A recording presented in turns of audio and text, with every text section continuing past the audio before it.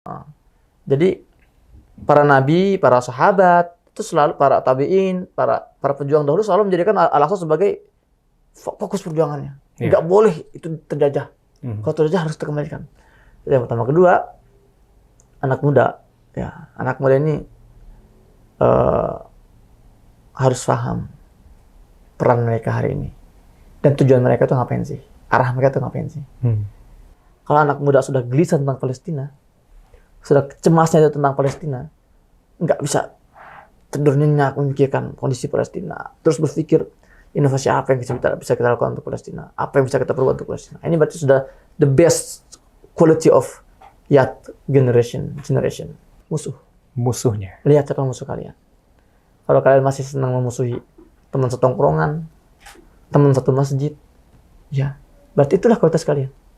Kalau kalian masih all out dalam memusuhi atau disibukkan oleh preman kampung, berarti segitulah kualitas kalian. Kualitas preman kampung, preman nasional.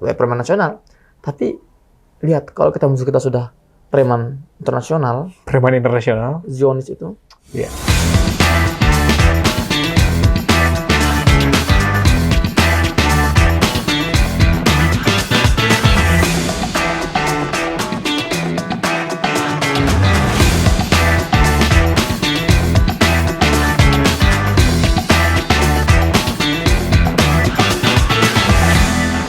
tanggal 17 Agustus kita ijab kabul, alhamdulillah. Baru ijab kabul, nggak lama kemudian perang meletus lagi, kita terpisah lagi. Subhanallah. Terpisah lagi. Ya, jadi alhamdulillah lah. Jadi intinya ya kita bersabar. Betul. Akhirnya setelah perang selesai 50 hari, baru 2 minggu kemudian kita melakukan Holimatul Urus. Nah, kalau udah Holimatul Urus itu kita udah boleh. Sudah boleh satu atap ya. Masya Allah ya. Jadi unik juga ya. Jadi ta'arufnya itu bahkan setelah akad. Dan tampaknya itu lebih aman ya. Lebih berkah insya Allah juga. Masya Allah. Kembali mungkin ke aktivitas Ustadz ketika berada di Gaza sampai dengan saat ini. Sebetulnya tugas Ustadz selama di Gaza itu apa sih? Apakah mengabarkan ataukah membantu para para pejuang di sana dengan cara tertentu atau seperti apa sebetulnya aktivitasnya Ustadz? Orang-orang Gaza ini, mereka kalau manggil saya itu apa? Safir Indonesia. Apa itu Ustadz? Duta Besar Indonesia. Duta Besar Indonesia bahkan. Meskipun saya nggak pernah diamanatkan oleh pemerintah jadi duta besar, tidak ada dubes di Palestina itu. Oh, Masya Allah. Tapi karena memang saya ini aktif sekali kan, saya mengisi di beberapa forum, di beberapa masjid saya suka mengadakan kajian-kajian, diundang oleh mereka menjadi ceramah Jumat. Saya juga seorang aktivis kemanusiaan. Saya mendistribusikan bantuan-bantuan, membangun rumah sakit bersama teman-teman Mercy. Kemudian juga saya juga tadi itu kontributor yang selalu saya dihubungi oleh televisi, radio, bahkan juga majalah Sabili pernah satu rubrik khusus tentang saya. Jadi kalau saya boleh sederhanakan, tugas saya dua sana yaitu aktivis kemanusiaan dan jurnalis. Yang saya itu sekarang menjadi mata, menjadi telinga, menjadi lisan bagi kedua bangsa, baik Indonesia maupun Palestina. Selalu setiap kali saya menyampaikan bantuan misalnya, atau ketika saya diwawancara, saya sering diwawancara di beberapa televisi nasional Palestina. Saat paling tidak 2 hal yang saya sampaikan. Pertama, salam dari umat Islam Indonesia. Iya, betul. Yang itu setiap hari saya sering muat udah dapat titipan salam tuh. Dan saya harus sampaikan ke mereka kan. Terima kasih banyak Ustaz. Yang kedua, saya sampaikan kepada mereka bahwa kalian warga Palestina tidak sendirian. Ada 200 juta umat Islam Indonesia yang tidak akan pernah meninggalkan kalian. Kami selalu bersama kalian dalam suka duka, dalam berbagai kondisi dan berbagai situasi. Untuk memberikan merasa mengangkat kepercayaan diri mereka, mental mereka. Betul. Dan mereka, Masya Allah, mereka itu kalau sudah saya seperti itu, mereka semua terharu. Ya, terharu bagaimana negeri yang nan jauh di sana, Indonesia, tidak pernah berhenti menunjukkan rasa kepeduliannya terhadap Palestina. Ya, dengan memberikan bantuan-bantuan kemanusiaan juga, dengan aksi-aksi solidaritas. Ketika ada aksi 4.11 di Monas itu kan, itu Masya Allah ya, menjadi demo terbesar di dunia yang pernah dihadiri oleh umat manusia kan, sampai 7 juta orang itu datang tuh. Saat itu saya langsung mengontak Ustaz Bahtiar Nasir, Ustaz tolong Ustaz segera kirimkan footage-nya. Saya mau olah di sini dan saya mau sebarkan di Palestina. Dan itu viral di Palestina tuh. Beberapa stasiun televisi itu mengabarkan ceramah beliau yang saya terjemahkan ke bahasa Arab. Kemudian juga visualnya itu setiap hari itu diputar berkali-kali tuh. Berkali-kali tuh. Allah. Pagi kalau kayak diputar, siang diputar. Iya. Kan itu kan ada jutaan orang yang berkumpul, bendera Palestina dikibarkan dengan teriak-teriakan. Orang Palestina tuh merasa, wah kami benar tersendirian. Ini ada harapan besar kami akan bisa hidup merdeka. Iya. Gitu. Alhamdulillah. Memang di Indonesia sendiri munasoroh seputar Palestina kan senantiasa hadir ya. Apalagi ketika Palestina sedang dalam momentum diserang dan lain hal sebagainya. Alhamdulillah banyak umat Muslim yang masih peduli ternyata kepada Palestina. Persepsi orang Palestina terhadap orang Indonesia mungkin bisa digambarkan lebih lanjut, Ustaz. Seperti apa tanggapan mereka? Pertama, mereka selalu apresiasi orang-orang Indonesia. Iya. Dan mereka bisa dikatakan hampir kehilangan kepercayaan terhadap umat Islam di sekitar kami. Iya. Terutama pemerintah-pemerintahnya, pemerintah Arab, pemerintah negara-negara Arab ini kan, mereka malah sekarang lebih cenderung mendekat ke pihak Barat gitu ya. Iya. Artinya mereka sudah kehilangan harapan terhadap mereka, orang Gaza ini. Tapi mereka bilang, tapi kami tidak pernah kehilangan harapan terhadap umat Islam Indonesia. Masya Allah. Ya, mereka katakan kami meyakini bahwa pembebasan Palestina ini, pembebasan Masjidil Aqsa ini akan dipimpin oleh umat Islam Indonesia. Iya. Dan ini kepercayaan yang sangat besar. Amanah buat kami ya, buat kita semua sebetulnya. Makanya saya kembali ke Indonesia ini, saya ingin sampaikan itu. Try dong, kita jangan tertidur. Masa kita dikontrol oleh media kan? Ketika media memberitakan, kita semua ikut simpati, menangis, iba, membantu. Tapi ketika media di sekitar kita bungkam, kita ikut bungkam, kita ikut. Padahal di Gaza itu belum usai. Malah aksi solidaritas ketika Gaza diserang itu biasa. Orang kafir pun semua di dunia pun ikut-ikutan aksi. Tapi ketika masa seperti ini, di sini sudah terlihat siapa itu yang benar-benar memperjuangkan Palestina. Iya. Kita ikut-ikutan tertidur seolah isu Palestina sudah berakhir. Seolah penjajahan sudah selesai. Padahal belum. Di sini malah belum, ya. Di sini masa-masa tersulit bagi orang Palestina. Ketika kita iba ketika melihat rumah itu dibom, gitu kan, mayat bergelimpangan. Dan itu nggak lama kan, kita seminggu dan minggu kita selesai. Iya. Kan? Sepi lagi pemberitaannya. Padahal sekarang ini orang Gaza sedang kesulitan karena mereka sedang rumah mereka masih hancur, mereka lagi membangun ulang, duka mereka belum hilang, luka mereka masih basah. Tiba-tiba mereka melihat duniaku sudah berhenti, hening. Iya. Hanya gara-gara media hening, dunia ikut hening. Ini kan bahaya terhadap mental mereka, terhadap semangat perjuangan mereka itu. Dan kita nggak boleh angat-angatan, kita nggak boleh dikontrol oleh media. Dan kita tahu lah, media siapa sih yang kontrol? Yahudi. Artinya kita sedang dikontrol oleh Yahudi. Kalau saya boleh analogikan seperti ini. Seolah Yahudi ngomong seperti ini ya. Oke, umat Islam Indonesia, kita mau membombardir Gaza 2 minggu, semuanya tolong perhatikan ke Gaza ya. Media-media tolong diliput setelah dibombardir. Oke, media selesai. Bubar. Umat Islam Palestina kembali ke kesibukan masing-masing. Allah. Oke, tertidurlah ya. Biar kami meneruskan penjajahan kami dan kalian lanjutkan aktivitas kalian. Seperti itu kan analoginya. Baik. Itu dia ya. Jadi tampaknya kita juga perlu update terus nih tentang kondisi Palestina terkini. Ya. Mungkin ini juga momen yang tepat ya kita mendapatkan informasi juga dari Ustadz. Kondisi sekarang kan kalau tidak salah sekarang juga sedang musim dingin di sana. Tentu musim dingin juga menawarkan sesuatu tantangan lebih bagi masyarakat yang ada di sana. Bagaimana mungkin bisa dikabarkan kepada kita semua, Ustadz? Ya. Kemarin saya ditelepon oleh Wakil Menteri Luar Negeri Palestina. Iya. Ya, mereka mengajukan proposal dan ya silaturahmi ya lewat sambungan WhatsApp. Saya tanya bagaimana kondisi Gaza hari ini? Ya seperti yang saat kau tinggalkan. Ketika kau tinggalkan bagaimana kondisinya, seperti itulah hari ini. Artinya memang kondisi sedang sulit dan musim dingin sekarang sedang parah-parahnya. Beberapa hari yang lalu seorang bayi berusia 40 hari itu meninggal karena kedinginan. Nama itu Murad al-Bayyub. Kisahnya bagaimana? Sang ibu saat itu dingin sampai 3 derajat kalau tidak salah itu. Saya daftar bayangkan 3 derajat. Kita AC aja setel coba 16 derajat. Dingin, kita nggak tahan kan? Iya. Ini sampai 3 derajat.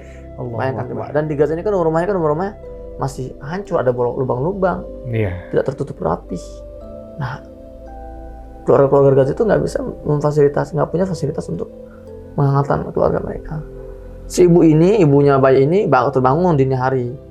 Ya dingin kan, merasa ini anak saya kok nggak nangis sebenarnya kan minta susu kan, diangkat kok nggak bergerak, terus panggil ayahnya, ini kenapa ya ayah datang, ayahnya kasih napas buatan juga nggak bergerak. Ini baru 40 hari loh, jadi lagi masa senang-senangnya kan punya anak gitu ya, dibawa ke rumah sakit tadi dikatakan sudah meninggal anaknya.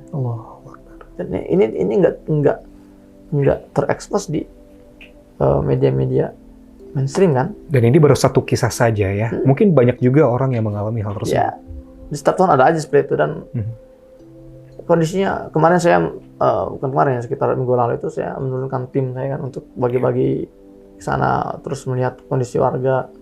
Laporannya sangat menyedihkan sekali. Sangat menyedihkan itu. Sampai sekarang kita masih terus melanjutkan proses distribusi bantuan musim dingin untuk umat Islam di Gaza. Alhamdulillah, dan masih terbuka lebar tentu saja ya. Nah, kalau tidak salah kan Ustadz juga di Palestina membuat sebuah wadah lah ya, semacam bagaimana bisa menggalang bantuan untuk Palestina. Namanya kalau tidak salah International Networking of Humanitarian. For Humanitarian. Boleh diceritakan kenapa Ustadz juga sampai membuat lembaga seperti ini dan apa dampak yang ingin diberikan melalui lembaga ini? Jadi begini. Isu Palestina ini adalah isu kemanusiaan. Iya. Ya. Tidak hanya umat Islam, banyak juga orang non-Muslim yang sebetulnya mereka ingin ikut andil dalam menyelesaikan konflik Palestina ini. Apa dasarnya apa? Humanitarian. Kemanusiaan itu. Iya.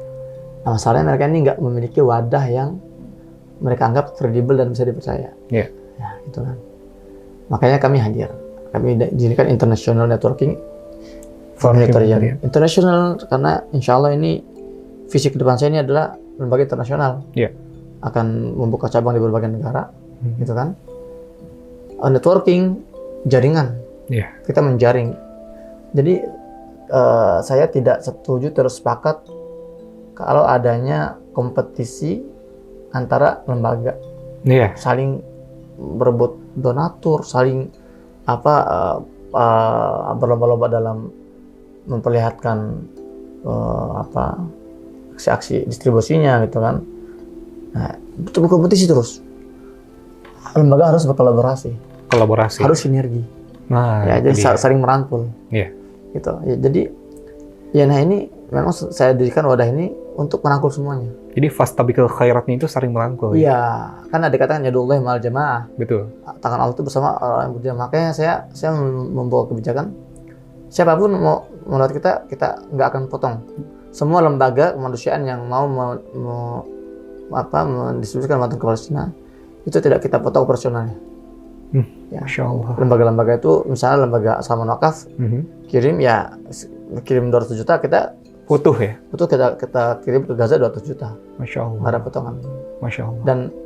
Dan saya sampaikan banner berdampingan kerjasama dengan lembaga itu saya sediakan gitu kan. Kita nggak mau one man show. Betul. Nah, kita harus super team ya, bukan Superman. Kan? Kita super team.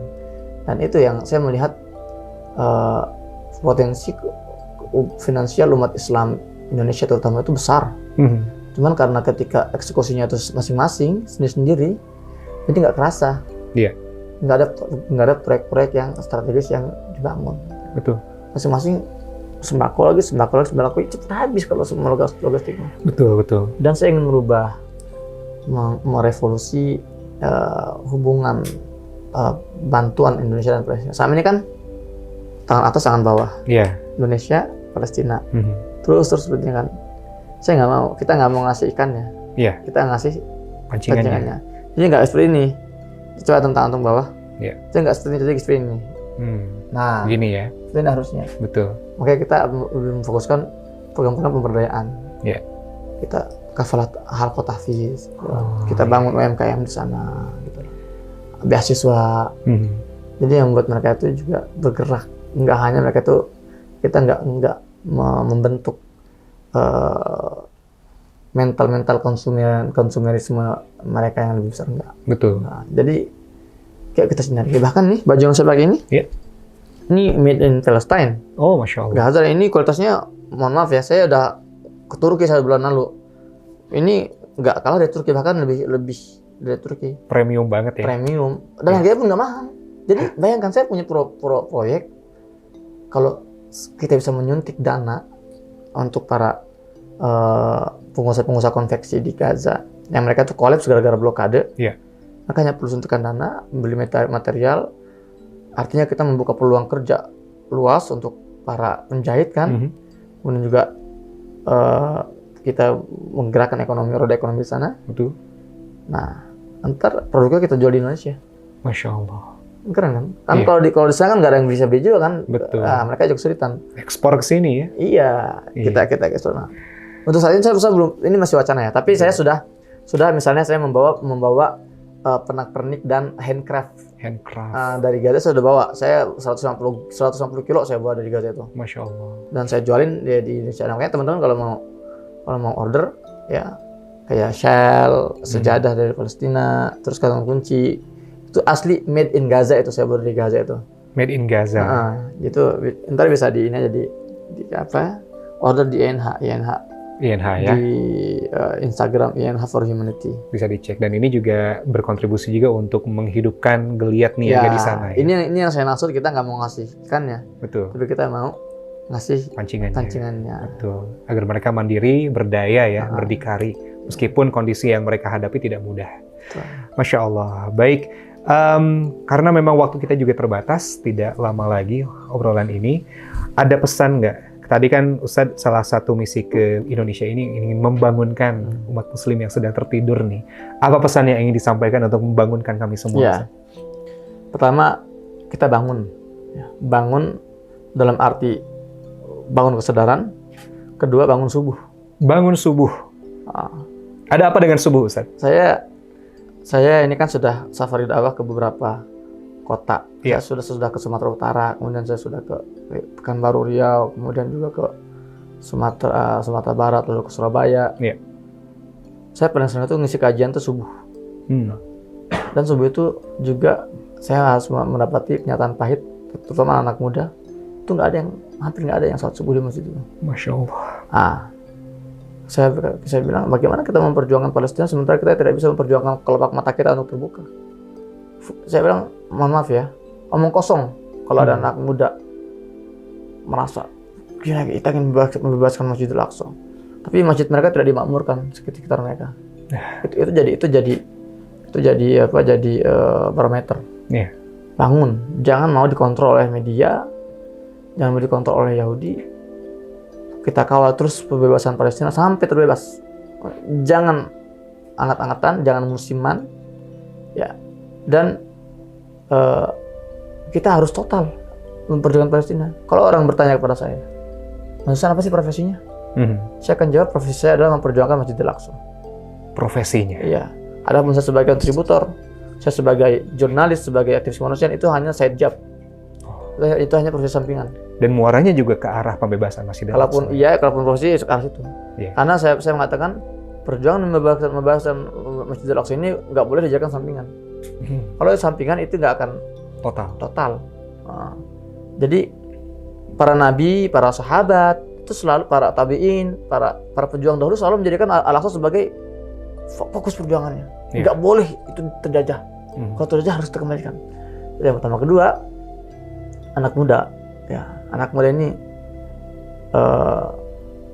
harus paham peran mereka hari ini dan tujuan mereka itu ngapain sih, arah mereka itu ngapain sih. Anak muda ini, kualitas seorang pemuda ini bisa dilihat dari dua hal. Yeah. Pertama, kegelisahannya. Kedua, musuhnya. Kegelisahan dan musuhnya. Maksudnya apa? Kalau anak muda ini masih gelisahnya cuma hal-hal yang personal, ya, baju, gadget, rokok, gelisah nggak punya kuota, gelisah nggak bisa beli ini. Ya seperti itulah kualitasnya. Iya. Tapi kalau gelisah sudah mulai membesar, bagaimana cara agar keluarga kita ini misalnya bisa lebih sejahtera, ini sudah lebih bagus. Lebih besar lagi, bagaimana agar anak-anak di kampung kita ini bisa terupgrade akhlaknya. Iya. Lebih besar lagi anak desa, lebih besar lagi kota. Dan puncaknya adalah Palestina. Kalau anak muda sudah gelisah tentang Palestina, sudah cemasnya tentang Palestina, nggak bisa tidur nyenyak memikirkan kondisi Palestina, terus berpikir inovasi apa yang bisa kita lakukan untuk Palestina, apa yang bisa kita perbuat untuk Palestina. Ini berarti sudah the best quality of youth generation. Jadi ukur antum masih gelisah masalah apa? Kalau kegelisahan antum sudah internasional, hal-hal yang itu akan terasa sepele. Ini mah belum. Hal-hal yang remeh saja ya. Ya, ini pertama kegelisahan. Yang kedua, musuhnya. Lihat siapa musuh kalian. Kalau kalian masih senang memusuhi teman setongkrongan, teman satu masjid, ya berarti itulah kualitas kalian. Kalau kalian masih all out dalam memusuhi atau disibukkan oleh preman kampung, berarti segitulah kualitas kalian. Kualitas preman kampung, preman nasional. Tapi lihat, kalau musuh kita sudah preman internasional, Zionis itu, yeah. Nah, kita akan melihat hal permasalahan sekitar itu sepele. Ini mah nggak usah kita ladenin lah. Ini bukan musuh kita. Musuh kita sangat. Itu musuh kita yang sedang mengontrol dunia, yang sedang melecehkan Masjidil Aqsa. Jadi sekali lagi, ukur kualitas kita dengan kegelisahan dan dengan musuh. Yeah. Apa yang membuat kita gelisah dan siapa musuh kita. Itu ya pesan yang ingin disampaikan untuk membangunkan kita. Ini jadi self-assessment juga ya. Tanya saja kepada diri sendiri, siapa musuh kita dan apa kegelisahan kita. Baik, jazakallah khair. Terima kasih banyak Ustadz sudah berkenan hadir di sini. Mudah-mudahan jadi inspirasi juga bagi sahabat dermawan yang sedang menyaksikan. Barakallahu fiik. Assalamualaikum warahmatullahi wabarakatuh. Waalaikumsalam warahmatullahi wabarakatuh. Alhamdulillahirrahmanirrahim, sahabat dermawan dimanapun Anda berada, sudah banyak sekali inspirasi yang sudah kita dapatkan. Mudah-mudahan Allah karuniakan taufik dan hidayah kepada kita semua untuk mulai bergerak, untuk menggelisahkan sesuatu hal yang insya Allah suka tentang kegelisahan itu, yaitu menggelisahkan bagaimana saudara-saudara kita yang sedang berjuang di sana, lantas apa kontribusi kita. Subhanakallahumma wa bihamdika, asyhadu an la ilaha illa anta, astaghfiruka wa atubu ilaik. Saya Zikri Muhammad pamit. Assalamualaikum warahmatullahi wabarakatuh.